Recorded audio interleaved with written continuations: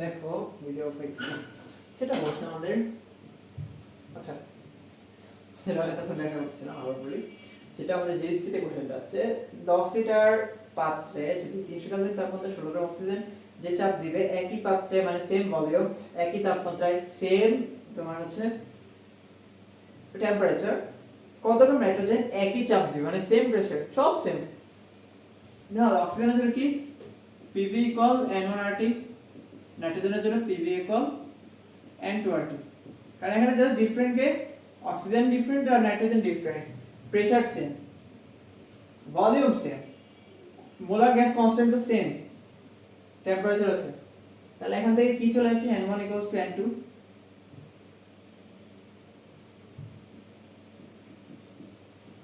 এটা আসে না। তো n মানে কি আমরা কেমিস্ট্রি সূত্র W/m না, তো W1/m1 W2/m2। আচ্ছা অক্সিজেনের জন্য আমাদের কত 28, W1 আমাদের দেওয়া আছে 16 গ্রাম। এই কি লিখলাম অক্সিজেনের জন্য হচ্ছে আমাদের, এটা তো অক্সিজেন নাইট্রোজেন না, নাইট্রোজেন কেটে ফেলছি। অক্সিজেনের জন্য আমাদের 32, কলমের কালির জন্য একটু কালিটা ইনটা ইনপুট করে নিই। হ্যাঁ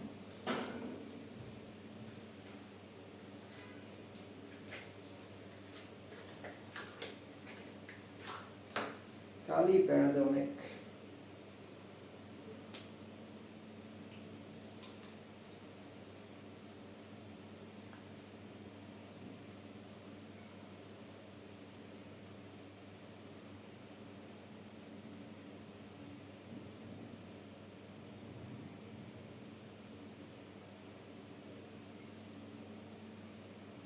ওকে হোপফুলি ঠিক আছে।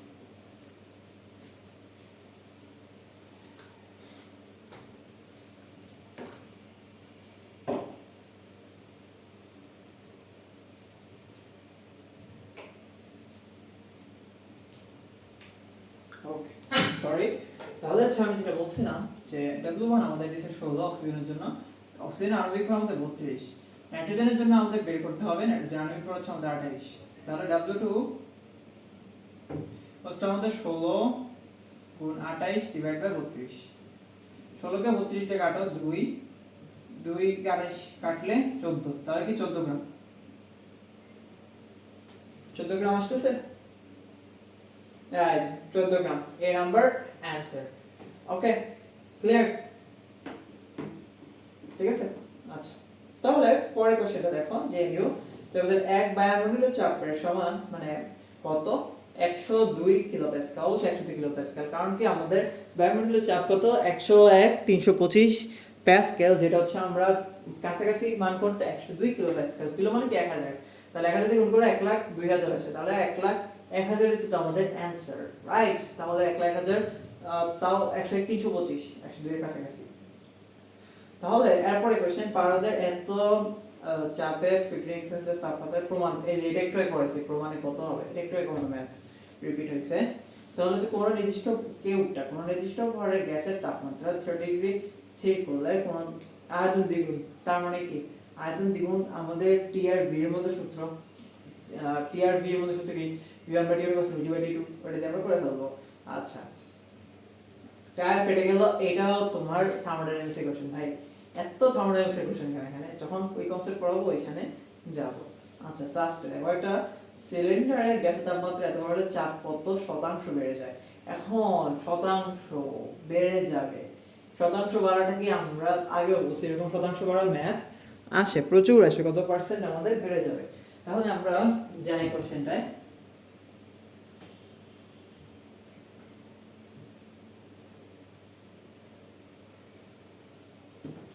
কোশ্চেনটা হচ্ছে আমাদের তাপমাত্রা বাড়ানো হয়েছে কত পার্সেন্ট বেড়ে যাবে। আচ্ছা চাপ, তাহলে আমাদের চাপ আর আয়তনের সম্পর্ক, রাইট, তাহলে P1/T1 = P2 divided by T2, okay P1/P2 হচ্ছে T1/T2, রাইট, T1/T2।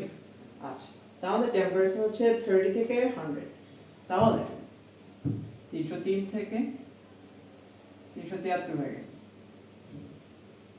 303 থেকে আমাদের হচ্ছে 373 হয়ে গেছে, তাহলে আমাদের কত পার্সেন্ট আসলে বাড়ছে, রাইট। তাহলে কি করতে হবে P2 P2 মানটা দেখতে হবে। P2 যদি আমরা উপরে উঠাই দিই তাহলে এটা কি হবে, P2 যদি নিয়ে যাই 373 ডিভাইড বাই 303 P1, তাই না?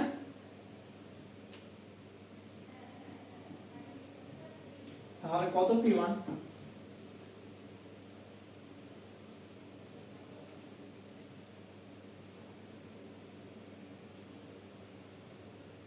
1.231 P1। তাহলে আমাদের ডেল P কত বাড়ছে, কত দেখো তো 1.231 থেকে 1 বাদ দাও, এত না, তাহলে কি 0.231। ওকে, পার্সেন্টেজে নিতে হলে কি করতে হবে, আমাদের 100% দিয়ে গুণ দিতে হবে, রাইট? তাহলে 100% দিয়ে গুণ দাও, তাহলে কি 23.1% পেয়ে যাচ্ছি আমরা, 23.1%। এইটা আমাদের অ্যানসার হয়ে যাবে, কারেক্ট? আচ্ছা, তাহলে এরপরে কোশ্চেনটা দেখো যে সিলিন্ডারে এত অ্যাটমসফিয়ার চাপে 27 ডিগ্রি সেলসিয়াস তাপ ধীরে ধীরে, এটাও থার্মোডাইনামিক্সের কোশ্চেন ভাই, এটা এখানে করার কিচ্ছু নেই, থার্মোডাইনামিক্সে কি আমরা করব। তো জাস্ট দেখো, ও স্বাভাবিক তাপমাত্রা চাপে কোনো গ্যাসের চাপ প্রয়োগ করে আয়তন অর্ধেক হয়ে গেল, চূড়ান্ত চাপ কত? আয়তন অর্ধেক হয়ে গেল তাপমাত্রার চাপের, স্বাভাবিক তাপমাত্রার চাপে। আচ্ছা,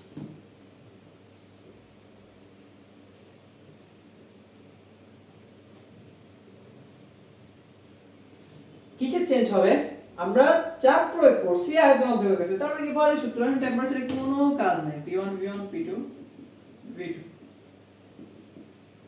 স্বাভাবিক চাপ হচ্ছে 1 অ্যাটমসফিয়ার, আমাদের হচ্ছে আয়তন অর্ধেক হয়ে গেছে, তাহলে যদি এখানে V হয় তাহলে আমাদের P2 হাফ V বা V/2 ইনটু P2 হবে, রাইট? তাহলে এখানে প্রেসার কত হবে, V কাটা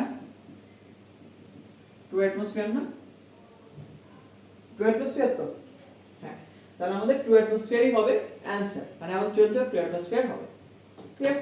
আচ্ছা, এরপর স্থির তাপমাত্রায় কোনো গ্যাসের আয়তন 4 গুণ করার জন্য কত চাপ, আবার সেম সূত্র P1 V1 P2 V2 দিয়ে আমরা করে ফেলবো। এরপর যদি আমাদের PS2টা স্থির আয়তনের একটি আদর্শ গ্যাসের প্রত্যেকটা অণুর ভর অর্ধেক যদি বেগ দ্বিগুণ করা হয়, আদি ও শেষ চাপের আমাদের অনুপাত কত হবে? ভালো একটা কোশ্চেন করছে। তাহলে দেখো স্থির আয়তন, আয়তন আমাদের স্থির। আচ্ছা, তাহলে যদি আয়তন স্থির হয় একটা আদর্শ গ্যাস, মানে আইডিয়াল গ্যাসের, এটা গ্যাসের একটা কনসেপ্ট থেকে কোশ্চেনটা করছে, তাহলে অণুর ভর অর্ধেক, যদি তুমি মাস অর্ধেক করে দাও, বেগ দ্বিগুণ করে দাও, মানে ভেলোসিটি হচ্ছে ডাবল করে দাও, তাহলে আমাদের চাপের অনুপাত কত? ভালো কোশ্চেন, এটা মনে রাখবো। যদি চাপের সাথে গ্যাসের সম্পর্ক চাই, P1 by P2 M1 by M2 into C1 by C2 whole square, এই সূত্র আসবে এখানে। P1 by P2 equals to M1 by M2 into C1 by C2 whole square. চাপের সাথে যদি আমাদের বেগ আর কখনো ভরের সম্পর্ক বলে, তখন আমরা অবশ্যই এই সম্পর্কটা নিয়ে আসবো। এটা এক্সেপশনাল কেস, এটা জেনারেলি কোশ্চেন আসে না, বাট এই এক্সেপশনাল ম্যাথটা আসার প্রবাবিলিটি আছে অনেক, সো এটা খেয়াল রাখবেন। যদি চাপের সাথে আমাদের ভর আর গ্যাসের বেগের, যেটা বলা হয় ভেলোসিটি দ্বিগুণ করা হয়েছে, তাহলে ভেলোসিটি কথা যদি বলে, তাহলে আমরা অবশ্যই এই সম্পর্কটা নিয়ে আসবো। তো যদি নিয়ে আসি, আমাদের চাপ দেখ কত হচ্ছে, আমাদের স্থির আয়তনের গ্যাসের আদি সিস্টেম করব, তাহলে আমরা P1 বাই P2 থাক।